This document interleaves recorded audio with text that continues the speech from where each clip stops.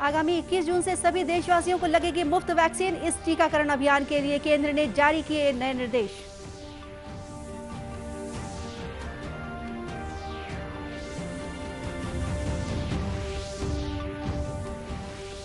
मुख्यमंत्री ने दुर्ग और बालोद जिले के लिए 685 करोड़ रुपए के विकास कार्यों का किया शिलान्यास।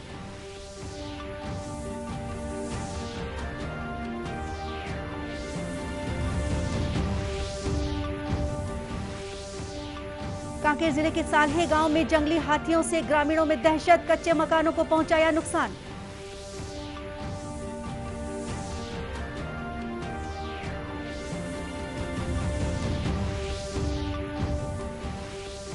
और प्रधानमंत्री वन धन योजना के जरिए राजनांदगांव जिले की आदिवासी महिलाएं लिख रही हैं आत्मनिर्भरता की नई इबारत।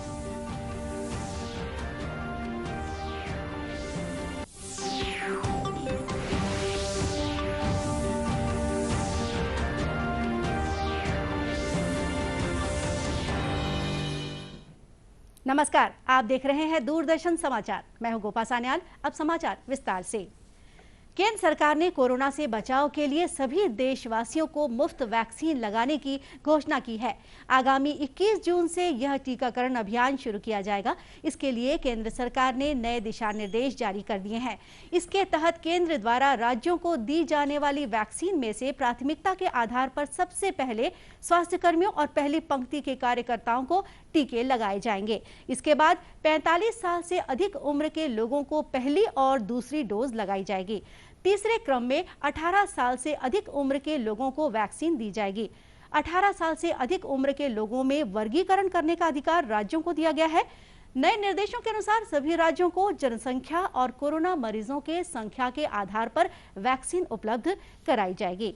इन निर्देशों में यह प्रावधान किया गया है कि वैक्सीन बर्बाद होने की स्थिति में राज्यों की अगली आपूर्ति पर नियंत्रण किया जाएगा। वहीं राज्यों को जिला या स्थानीय स्तर पर उपलब्ध वैक्सीन की जानकारी आम जनता को देना अनिवार्य होगा। राज्य सरकार के अलावा निजी अस्पतालों में भी लोग वैक्सीन लगवा सकेंगे। इसके लिए अधिकतम 150 रुपए का सेवा शुल्क लिया जा सकेगा। राज्यों से कहा गया है कि वे टीकाकरण पंजीयन के लिए चॉइस सेंटर या कॉल सेंटर की मदद भी ले सकते हैं। टीकाकरण को लोक कल्याण की भावना के अनुसार गति देने के लिए यह व्यवस्था की गई है कि सुविधा संपन्न लोग कमजोर वर्ग के लोगों के लिए इलेक्ट्रॉनिक रसीद जारी कर सकेंगे। इसे दिखाकर कोई व्यक्ति निजी अस्पतालों में मुफ्त वैक्सीन लगवा सकेगा। मुख्यमंत्री भूपेश बघेल ने आज रायपुर स्थित अपने निवास कार्यालय से वीडियो कॉन्फ्रेंसिंग के जरिए दुर्ग और बालोद जिले के लिए लगभग 685 करोड़ रुपए के विकास कार्यों का लोकार्पण और शिलान्यास किया। इस राशि से करीब 250 छोटे और बड़े विकास कार्य संपन्न किए जाएंगे। मुख्यमंत्री ने दुर्ग जिले के लगभग 285 करोड़ की लागत वाले 57 विकास कार्यों का भूमि पूजन किया। वहीं बालोद जिले के लिए लगभग 400 करोड़ रुपए के विकास कार्यों का शिलान्यास किया। इस मौके पर मुख्यमंत्री ने कहा कि इस धन राशि से दुर्ग और बालोद जिले में शिक्षा, स्वास्थ्य, पेयजल और सिंचाई सहित अन्य बुनियादी सुविधाओं के विकास कार्य संपन्न होंगे। उन्होंने उम्मीद जताई कि इन विकास कार्यों के पूरा होने से दोनों जिलों के रहवासियों का जीवन स्तर बेहतर हो सकेगा। मुख्यमंत्री ने कहा कि कोरोना संकट के बावजूद राज्य सरकार ने विकास कार्यों को प्राथमिकता के साथ जारी रखा है। इन कार्यों के लिए धन की कमी नहीं होने दी जाएगी। श्री बघेल ने कहा कि प्रदेश के ग्रामीण और सुदूर क्षेत्रों में विकास योजनाओं को पहुंचाना उनकी प्राथमिकता में सबसे ऊपर है। उन्होंने कहा कि राज्य सरकार ने कोरोना के पहले और दूसरे दौर में तमाम परेशानियों के बीच अन्य खर्चों पर कटौती करते हुए जरूरी विकास कार्यों को जारी रखा है। कार्यक्रम में गृह मंत्री ताम्रध्वज साहू, कृषि मंत्री रविंद्र चौबे और वन मंत्री मोहम्मद अकबर के अलावा लोक स्वास्थ्य यांत्रिकी मंत्री गुरु रुद्र कुमार और महिला तथा बाल विकास मंत्री अनिला भेड़िया भी वीडियो कॉन्फ्रेंसिंग के जरिए शामिल हुई। देश में 63 दिनोर के अंतराल के बाद कल कोरोना के 1 लाख से कम नए मामले सामने आए हैं। पिछले 24 घंटों के दौरान देश में 86,498 लोगों में कोरोना की पुष्टि हुई है। इसके साथ ही लगातार 26वें दिन संक्रमित लोगों की अपेक्षा ठीक होने वाले मरीजों की संख्या ज्यादा रही। देश में अब कोरोना से स्वस्थ होने की दर 94% से भी ज्यादा हो गई है। इस समय देश में कोरोना के केवल 13,03,702 मरीज रह गए हैं। इस तरह कोरोना संक्रमण की दर 4.5% रह गई है। वहीं विश्व के सबसे बड़े टीकाकरण अभियान के तहत अब तक देश में करीब 24 करोड़ से ज्यादा टीके लगाए जा चुके हैं। कल लगभग 34 लाख टीके लगाए गए। इस बीच छत्तीसगढ़ में कल कोरोना के लगभग 1300 नए मामले सामने आए हैं। वहीं कोरोना से स्वस्थ होने वालों की संख्या 3119 रही। प्रदेश में इस समय कोरोना के 21,000 से कुछ अधिक मरीजों का इलाज चल रहा है। राज्यपाल अनुसुईया उइके ने कहा है कि कोरोना के कारण लोग एक बार फिर प्राकृतिक जीवन जीने के लिए जागरूक हुए हैं। वहीं कोरोना पर विजय प्राप्त करने के लिए हमें सकारात्मक सोच रखने की जरूरत है। रायपुर के विप्र महाविद्यालय द्वारा आयोजित वेबिनार को संबोधित करते हुए राज्यपाल ने कहा कि लोग भागदौड़ की जिंदगी के बीच प्राकृतिक जीवन को भूल गए थे, लेकिन कोरोना ने हम सभी को प्रकृति की ओर लौटने के लिए मजबूर किया है। उन्होंने कहा कि वे स्वयं सार्वजनिक जीवन से निवृत्त होने के बाद अपने गृह जिले में योग और प्राकृतिक चिकित्सा संस्थान स्थापित करना चाहती है, ताकि कोरोना के इस संकट काल में लोगों को प्रकृति के अनुसार दिनचर्या अपनाने के लिए प्रेरित कर सकें।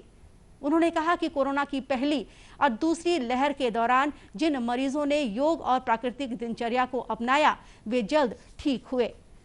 राज्यपाल ने कहा कि हमें आधुनिक जीवन शैली की दौड़ से खुद को बचाना होगा और अपने शरीर के अनुसार भोजन ग्रहण करने की आदत डालनी होगी, तभी हम गंभीर बीमारियों से अपने आप को बचाने में सफल हो सकेंगे।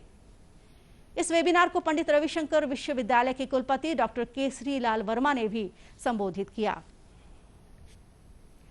प्रदेश के पूर्व मुख्यमंत्री और भाजपा के राष्ट्रीय उपाध्यक्ष डॉक्टर रमन सिंह ने केंद्र सरकार द्वारा सभी देशवासियों को मुफ्त वैक्सीन लगाने की घोषणा का स्वागत किया है।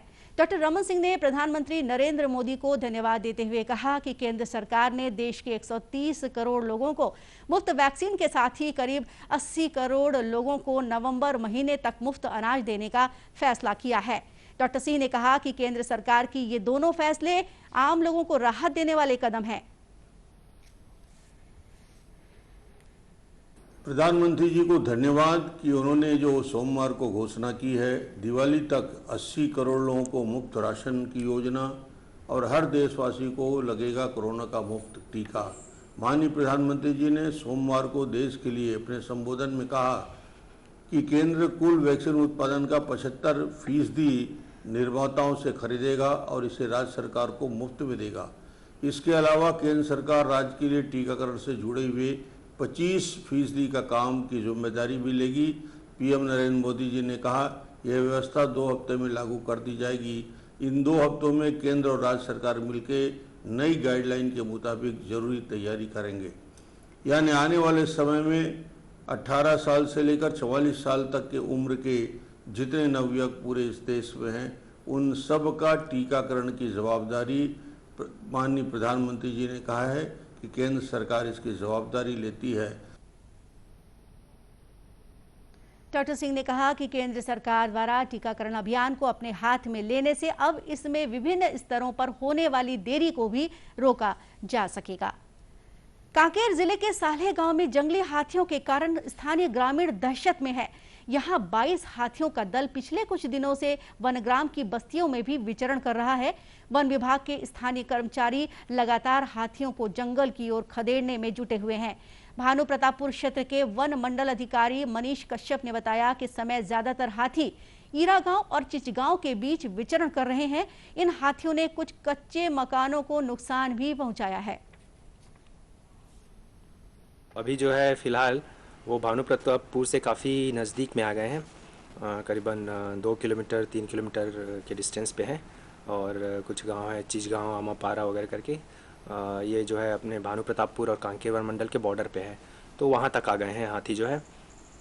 और उनका जो दिन में जो है वो जंगल में ही रुकते हैं और जो है शाम होने पे जो है वो गांव में जो है अभी कुछ फसल वगैरह हैं उसको खाने के लिए जो है गांव की साइड आ जाते हैं, बाड़ियों में आ रहे हैं। आम के पेड़ भी लगे हुए हैं, आम फला हुआ है अभी, तो उसको भी आकर जो है मतलब खा रहे हैं, नुकसान भी पहुंचा रहे हैं। और कई घरों में जो है तोड़फोड़ भी किए हैं। कल ही रात को जो है चिचगांव में 3-4 घर में जो है दीवार वगैरह तोड़े हैं। श्री कश्यप ने बताया कि ग्रामीणों को जंगल की ओर जाने से मना किया गया है। साथ ही वन विभाग के कर्मचारी भी हाथियों को ग्रामीण क्षेत्रों से दूर ले जाने के लिए विभिन्न उपाय कर रहे हैं। प्रधानमंत्री वन धन योजना के जरिए राजनांदगांव जिले की आदिवासी महिलाएं आत्मनिर्भरता की नई इबारत लिख रही हैं। राजनांदगांव जिले के वन क्षेत्र में महुआ, हर्रा, बहेरा, इमली, मक्का और शहद संग्रहण के जरिए आदिवासी महिलाएं आर्थिक रूप से समृद्ध हो रही हैं। जिला प्रशासन ने इनके लिए राष्ट्रीय ग्रामीण आजीविका मिशन के तहत खाद्य प्रसंस्करण संयंत्र लगाए हैं। इन संयंत्रों में आदिवासी महिलाएं खुद ही काम करती हैं और वनोपज के पैकेट बनाती हैं। इन महिलाओं का कहना है कि वनोपजों को बेचने से उन्हें अच्छी आमदनी मिल रही है। हम प्रधानमंत्री वन धन से जुड़े हैं। 326 महिला हैं यहाँ, तो मैंने सब जन रोजगार करत हैं यहाँ, और हम खेती किसानी करत रहे। अभी हमला अतिरिक्त और रोजगार मिल गए है, तो यहाँ आके पैकेजिंग करके, आटा पिसाई करके, मक्का पिसाई करके हमन सबो बहनी अपन 2 पैसा के आमदनी में चलत है। मैं वन धन समूह में जुड़े हूँ और वहाँ हमन प्रधानमंत्री योजना के तहत एक मशीन मिले है।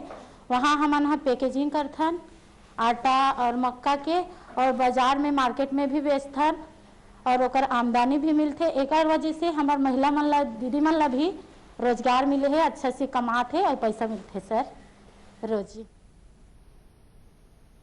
इस संबंध में राष्ट्रीय ग्रामीण आजीविका मिशन के जिला प्रबंधक पिनाकी सरकार ने बताया कि जिले में 5 स्थानों पर वन धन केंद्र बनाए गए हैं। यहां करीब 400 आदिवासी महिलाएं काम कर रही हैं। का प्रसंस्करण किया जा रहा है प्रगति वन धन केंद्र में, जिसमें 13 समूह हैं, जिसमें हर एक समूह में 30 लोग हैं। 390 लोग हैं उस केंद्र में। इन सभी समूह जो है अपना अंशदान देते हैं और जमा करते हैं। इसके साथ जो है ट्राइफेड संस्था IOCL Indian oil corporation limited इनको सहयोग कर रही है, और जिला पंचायत और जिला प्रशासन भी इनका से कलेक्टर सर के मार्गदर्शन में इनको 4-4 लाख रुपए इनको वर्किंग कैपिटल दिया गया है। जिले के पूर्व कलेक्टर टोपेश्वर वनवा ने बताया कि ट्राइफेड और इंडियन ऑयल कॉरपोरेशन की मदद से संचालित वन धन केंद्रों से आदिवासी महिलाओं के आर्थिक समृद्धि के नए द्वार खुल गए हैं। वन धन केंद्र स्थापित किया है, उसमें ट्राइफेड से अनुबंध भी हो गया है, और हमको 1 लाख से ज़्यादा का ऑर्डर भी प्राप्त हुआ है, जिसमें मक्के का आटा और शहद को पैकिंग करके हमको ट्राइफेड को 15 जून तक देना है।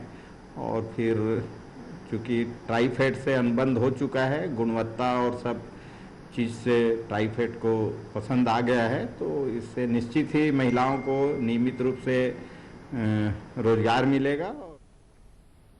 श्री वर्मा ने बताया कि जिले के जंगल से प्राप्त वनोपजों को बाजार में बेचकर आदिवासी महिलाओं को अधिक से अधिक आमदनी दिलाने का प्रयास किया जा रहा है। वहीं मक्के के आटे और शहद का इस्तेमाल जिले के कुपोषित बच्चों के सुपोषण के लिए भी किया जा रहा है। दर्शकों, दूरदर्शन केंद्र रायपुर से प्रसारित होने वाले प्रादेशिक समाचार को आप YouTube पर भी देख सकते हैं। हमारे YouTube channel Chhattisgarh DD news पर प्रादेशिक समाचार उपलब्ध रहेगा। YouTube चैनल का लिंक और QR कोड आप स्क्रीन पर देख सकते हैं। अपने एंड्रॉइड फोन से QR कोड स्कैन कर आप छत्तीसगढ़ DD न्यूज लिंक पर जा सकते हैं। इसके अलावा छत्तीसगढ़ DD न्यूज फेसबुक और ट्विटर पर भी उपलब्ध है। अंत में मुख्य समाचार एक बार फिर। आगामी 21 जून से सभी देशवासियों को लगेगी मुफ्त वैक्सीन। इस टीकाकरण अभियान के लिए केंद्र ने जारी किए नए निर्देश।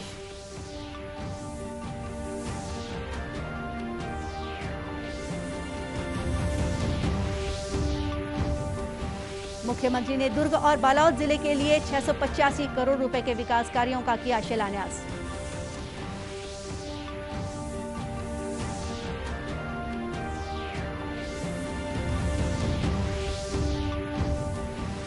कांकेर जिले के साल्हे गांव में जंगली हाथियों से ग्रामीणों में दहशत, कच्चे मकानों को पहुंचाया नुकसान।